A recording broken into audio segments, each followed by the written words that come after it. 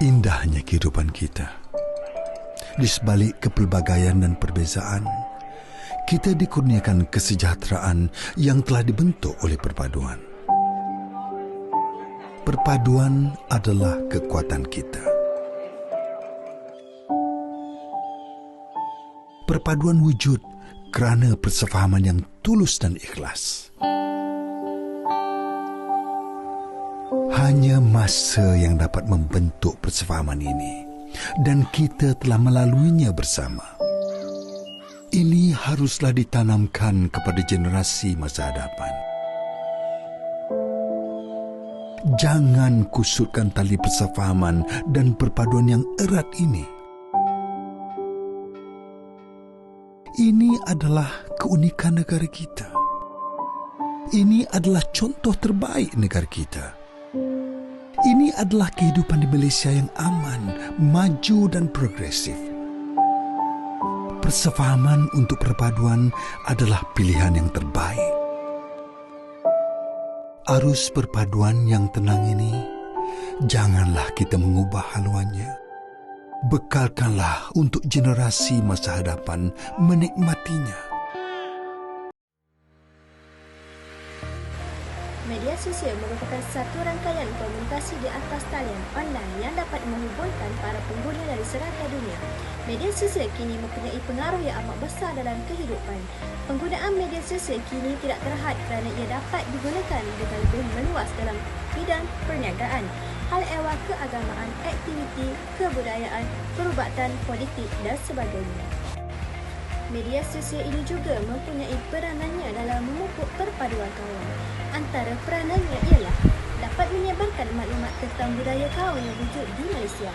Masyarakat akan mengetahui dengan lebih mendalam tentang sesuatu budaya, adat resam, kata larang yang mereka praktikkan dalam kehidupan mereka. Oleh itu, apabila masyarakat lebih mengetahui perkara tersebut, dia akan mengeratkan hubungan dan menghormati antara satu sama lain. Selain itu, peranan yang kedua ialah memaparkan iklan yang mewujudkan sifat patriotisme dalam kalangan masyarakat yang berbilang kaum. Apabila iklan yang ditayangkan tersebut mampu meningkatkan kesedaran serta membentuk perpaduan antara kaum, ia secara tidak langsung akan mewujudkan semangat perpaduan dan menghormati antara satu sama lain. Jadi cikgu memang minat saya dari dulu. Selamat pagi semua. Sebab saya dapat jumpa dengan macam-macam jenis perangai. Saya Kawita, tapi Ada yang peramah, saya Aishwarya. ada yang suka melawak, Orang panggil saya Tazil. dan ada yang tak pasti jika mereka akan diterima. Budak seorang ni selalu jauhkan diri. Walaupun dengan saya, cikgu dia. Soalan macam ni pun silap juga. Pelajar ni memang lemah dalam bahasa Malaysia. Susahlah. Tapi saya nampak dia ada potensi. Jadi, selagi saya mengajar di sini, saya bertekad untuk membantu dia. Daripada seorang yang mengajar, kali ni saya pula yang diajar. Raya ni semua datang sama cikgu ya?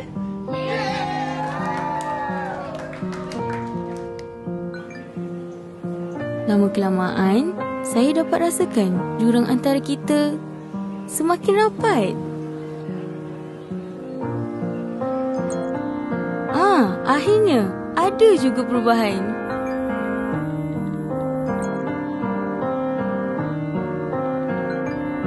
Tapi mungkin diperlukan sikit masa lagi. Sebagai cikgu, syukurlah kerana mereka yang banyak mengajar saya.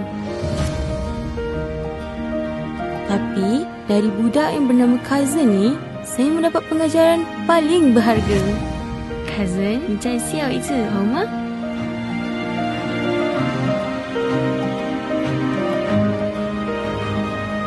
Nama saya Cikgu Orchid dan ini kisah saya. Antara usaha yang boleh dilakukan untuk meningkatkan perpaduan sosial di Malaysia ialah membuat atau mereka cerita animasi yang berunsur positif supaya dapat membentuk perpaduan sosial antara kaum. Cerita animasi yang ingin dibuat ini mestilah dianalisis dahulu melalui penghayatan daripada rukun negara yang kelima iaitu kesepanan dan kesusilaan. Contoh animasi seperti Upin Ipin. Upin Ipin adalah sebuah cerita animasi yang berpengaruh dan peranan besar dalam menyebarkan maklumat dan agenda perpaduan kaum kepada masyarakat Malaysia. Seterusnya, usahanya ialah melaksanakan kempen secara atas talian bagi memberi rangsangan kepada masyarakat di media sosial. Contohnya, membuat kempen budi bahasa yang bertujuan menjalin hubungan yang baik di kalangan masyarakat tanpa mengira kaum.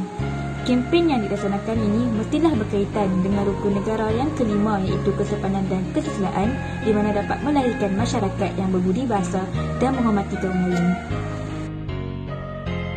Kesimpulannya, media sosial adalah satu platform yang memainkan peranan yang penting dalam membentuk perpaduan antara kaum. Hal ini kerana media massa merupakan perkara yang selalu diakses oleh semua orang dalam kehidupan mereka. Tambahan pula pada zaman teknologi ini. Dengan itu, masyarakat haruslah berganding bahu bagi melahirkan semangat perpaduan dalam diri mereka supaya dapat membentuk sebuah negara yang aman dan harmoni serta disegani oleh negara lain.